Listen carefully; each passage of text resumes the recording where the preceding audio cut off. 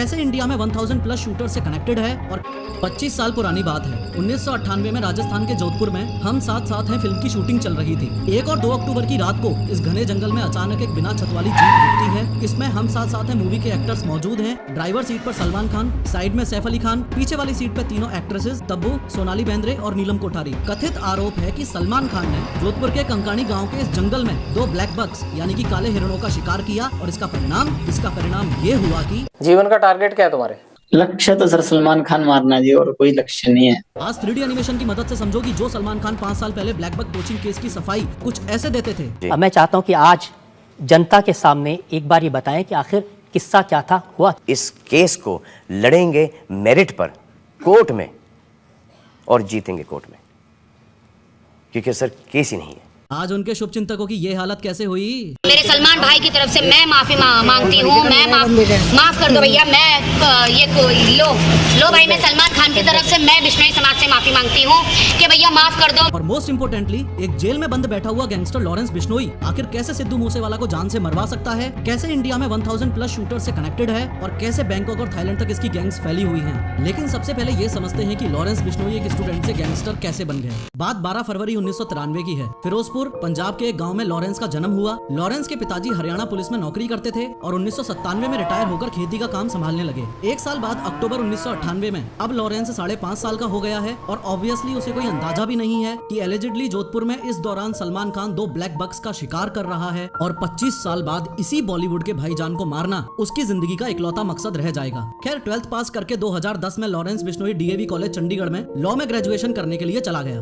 Reports ये भी कहती हैं कि 10वीं में लॉरेंस बिश्नोई एक लड़की को काफी पसंद करता था और 12th पास करते करते ये एक रिलेशनशिप में आ चुके थे। DAV कॉलेज चंडीगढ़ में लॉरेंस बिश्नोई ने अकेले नहीं बल्कि अपनी गर्लफ्रेंड के साथ ही एडमिशन लिया था आगे की पढ़ाई के लिए। कॉलेज में काफी पॉपुलर होने की वजह से लॉरेंस ने स्टूडेंट सिलेक्शन में खड़ा होने का डिसीजन लिया और अपनी party student organisation of Punjab university यानी सोपू बनाई। इलेक्शन के दौरान लॉरेंस की मुलाकात हुई गोल्डी ब्रार से। ये वही गोल्डी ब्रार है जिसने सिद्धू मूसेवाला को मारने की जिम्मेदारी ली थी और पुलिस के अनुसार फिलहाल कनाडा में बैठे बैठे ही इंडिया में अपनी गैंग्स रन करता है। खैर काफी मेहनत के बाद भी लॉरेंस बिश्नोई ये इलेक्शंस हार गया और चूंकि अपोजिशन पार्टीज के बंदों के साथ उसकी दुश्मनी चलती ही रहती थी इसलिए उसने एक गन खरीद ली। लॉरेंस बिश्नोई की दुश्मनी कॉलेज में बढ़ती गई और जनवरी 2011 में धीरे धीरे इस दुश्मनी ने शूट आउट और गैंगवार का रूप ले लिया। इस शूट आउट की वजह से उस पर FIR हुई, लेकिन इस बात पे ध्यान दो कि रिपोर्ट्स ये भी हैं कि लॉरेंस बिश्नोई ने एक पक्के अपराधी का रूप तब लिया जब इसकी गर्लफ्रेंड को अपोजिशन पार्टी वालों ने जिंदा जला दिया। बस अब क्या था, लॉरेंस बिश्नोई की एंट्री दहशत की दुनिया में हो चुकी थी। बदला लेने के लिए उसने अपने कनेक्शंस बढ़ाने शुरू कर दिए। जाने माने क्रिमिनल्स जैसे जग्गू भगवानपुरी और रॉकी फैजलका के साथ उसने हाथ मिला लिया। वो कांड करता, पकड़ा जाता, जेल जाता और कनेक्शंस की मदद से छूट जाता।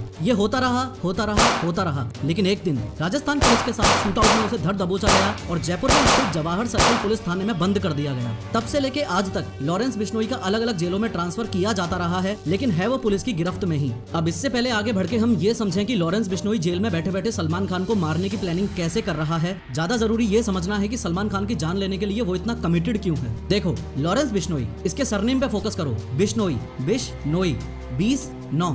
जी हाँ, ये बिश्नोई कम्युनिटी 20 और 9 यानी 29 नियम को फॉलो करती है। मान्यता यही है कि असली बिश्नोई वो ही है जो इन 29 रूल्स को फॉलो करता हो। इन 29 रूल्स में से कुछ रूल्स ये भी हैं कि दारू नहीं पीनी है, अमावस्या को व्रत रखना है, नीले कलर के कपड़े नहीं पहनने हैं, सुबह सूर्योदय होते ही नहाना है एंड मोस्ट इम्पोर्टेंटली जानवरों और पर्यावरण को सुरक्षित रखना है। इस 5वें पॉइंट की इंपोर्टेंस आप इस इमेज की मदद से भी समझो। एक बिश्नोई महिला एक हिरण को स्तनपान करवा रही है। ये ब्लैक बक्स आपके और मेरे लिए एनिमल्स हो सकते हैं, लेकिन बिश्नोई समाज के लिए पालतू और पूजनीय हैं। लोग इस बात के लिए बिश्नोइयों को प्रेज भी करते हैं। जब दुनिया को ग्लोबल वार्मिंग का ग मालूम नहीं था, सदियों से ये मेरा वैष्णव समाज के लोगों ने पर्यावरण की रक्षा के लिए बलिदान दिए।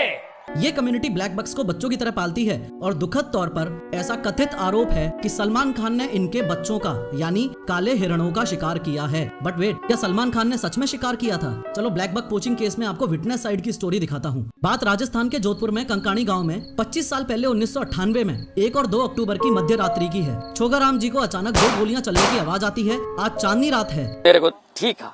आपने सबको कोर्ट में पहचाना, लाइट में देखा था आपने? हाँ, लाइट में देखा। तो ये लाइट आज चांदनी रात थी। चांदनी रात थी। चांदनी रात थी। गोलियों की आवाज सुनकर छोगाराम जी बाकी लोगों को लेके लाठी डंडों के साथ मौकाए वारदात की जगह पर दौड़ के पहुंचे।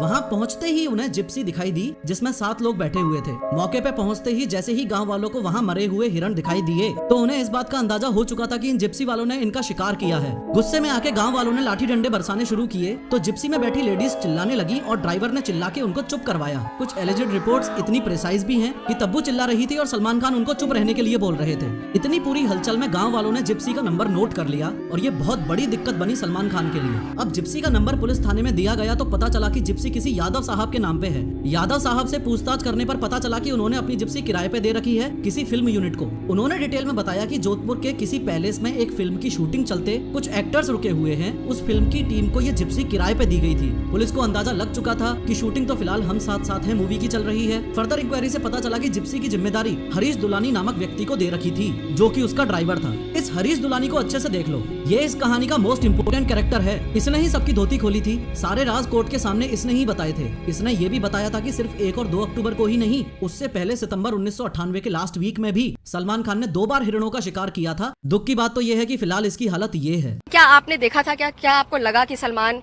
ने शिकार किया था? आपने क्या वो बोला था आपने कोर्ट में? नहीं, मैंने देखो जो बोलना था मैंने कोर्ट में बोल दिया। मैं इस बारे में अब मैं टिप्पणी करने में मेरी हिम्मत नहीं है। क्यों नहीं है? बस अब नहीं है, डर लगता है भाई। वो इसलिए क्योंकि इसके परिवार वालों को लगातार धमकियां तक मिली हैं। इसी समय आपको ये भी बताना चाहूंगा कि जीप में जो 7 लोग मौजूद थे उसमें जो पीछे 2 मेल्स बैठे थे उनमें से एक था ये हरीश दुलानी और दूसरा था दुष्यंत सिंह जो एज अ गाइड काम करता था उस होटल में जिस होटल में ये लोग रुके हुए थे। उसके बाद कई बार सलमान खान हियरिंग्स के लिए कोर्ट जाते रहे, जेल भी गए लेकिन बेल मिलती रही। लेकिन फाइनली 5 अप्रैल 2018 को सलमान खान को 5 साल की सजा सुना दी गई और 10,000 रुपए का जुर्माना लगा दिया गया। परंतु बिश्नोई कम्युनिटी जिस बात से आज तक नाराज है वो ये कि सलमान खान के जेल जाने के एग्जैक्ट 2 दिन बाद यानी 7 अप्रैल 2018 को सलमान खान को बेल मिल गई और केसेस यूं ही कोर्ट में घूमते रहे। ऐसे में गैंगस्टर लॉरेंस बिश्नोई कानून हाथ में लेने की ठान लेता है और पुलिस की जीप में बैठ के पुलिस वालों के सामने बोलता है तो जब हम करेंगे तो पता लग ही जाएगा। सलमान खान का करेंगे, मारेंगे ही, जोधपुर में मारेंगे तो पता लग जाएगा इनको। अभी तो मैंने कुछ किया ही नहीं, बिना मतलब को इन्वॉल्व कर रहे हैं। खैर फिलहाल लॉरेंस बिश्नोई तो जेल में बंद है लेकिन अपने राइट हैंड गोल्डी ब्रार और गैंग मेंबर्स के साथ कनेक्टेड रहते हुए सलमान खान को जान से मारने की इसकी प्लानिंग काफी स्ट्रॉन्ग और प्रैक्टिकल है। सलमान खान को मारने की सबसे पहली कोशिश इसने 2019 में की थी जब गैंगस्टर संपत नेहरा को इसने मुंबई भेजा था। संपत नेहरा को जब पुलिस ने पकड़ा तो पता चला कि उसने काफी टाइम तक गैलेक्सी अपार्टमेंट की रेकी की लेकिन हथियार की रेंज कम होने की वजह से प्लान कैंसिल करना पड़ा। सलमान खान को मारने की दूसरी कोशिश इसने 2022 में की थी जब कनाडा में बैठे गोल्डी ब्रार ने एक शूटर को मुंबई भिजवाया और हमले की साजिश करने के लिए मुंबई में उसे एक कमरा दिलवाया। सलमान खान के फार्म हाउस की रेकी की गई। फार्म हाउस के गार्ड से शूटर ने दोस्ती तक भी कर ली थी, हर मूवमेंट पर नजर थी, लेकिन सलमान खान के साथ हैवी सिक्योरिटी होने की वजह से प्लान कैंसिल करना पड़ा। इसके अलावा सलमान खान के पिताजी सलीम खान जिस पार्क में वॉक के लिए जाते थे उस पार्क की बेंच पर उन्हें धमकी भरी चिट्ठी भी मिली थी। चिट्ठी में साफ साफ लिखा था कि तेरा सिद्धू मूसेवाला जैसा हाल कर देंगे। और सबसे लेटेस्ट यानी 22 मार्च 2023 को सलमान खान को ईमेल के जरिए धमकी मिली है जो कि रोहित गर्ग नामक व्यक्ति ने भेजी है और गोल्डी ब्रार ने भिजवाई है। अगेन वही सेम बात लिखी है कि या तो माफी मांग ले या जान जाएगी। ये माफी मांगने वाला मसला ये है कि लॉरेंस बिश्नोई कहता है कि मैं सलमान खान की जान नहीं लूंगा, माफ कर दूंगा और यहाँ तक कि उसके पैर भी पकड़ लूंगा अगर सिर्फ और सिर्फ हम बिश्नोइयों के मुक्तिधाम मुकाम मंदिर में जाके वो माफी मांग ले। तो कैसे आप माफी चाहते हैं?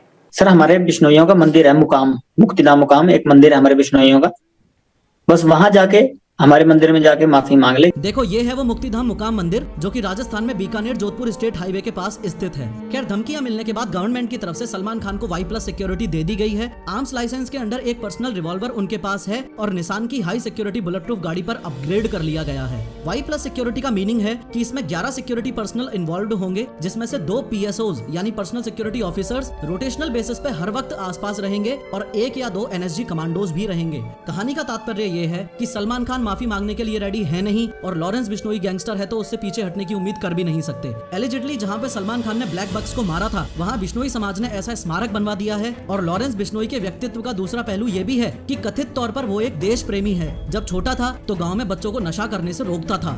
गांव के बच्चे को नशा करने के लिए वो बहुत रोकता था, कोई गलत काम करने के लिए रोकता था। एक उसका बोलने का ढंग बहुत अच्छा था। शहीद भगत सिंह को अपना रोल मॉडल मानता है और कहता है कि अगर जेल से छूट गया तो गायों की सेवा करेगा। कभी बाहर आए तो गौशाला बनाएंगे, गायों की सेवा करेंगे।